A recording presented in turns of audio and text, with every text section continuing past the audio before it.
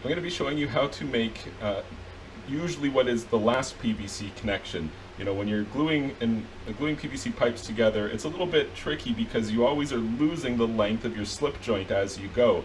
And so you can, work yourself into a corner, so to speak. I'll show you one of the ways that you can utilize something like a union here to help you with that last connection. So we're going to go ahead and solvent weld this last connection point here.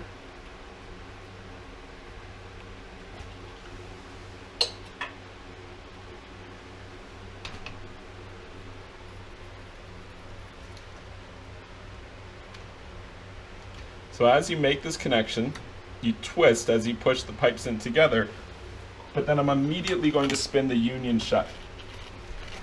There we go. Drop the union down.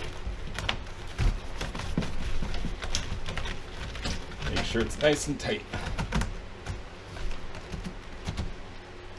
You hold for about, depending on the temperature that you're working at, 3 to 5 seconds is going to do it.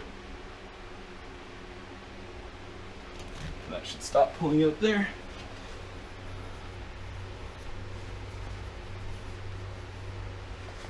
And that's how you go about making the final PVC connection, utilizing something like a threaded union or valve or something like that to help you lose the length of that last slip connection. If you found this information helpful, please be sure to like this video and subscribe to my YouTube channel. And you can check out my website, swimmingpoolsteve.com.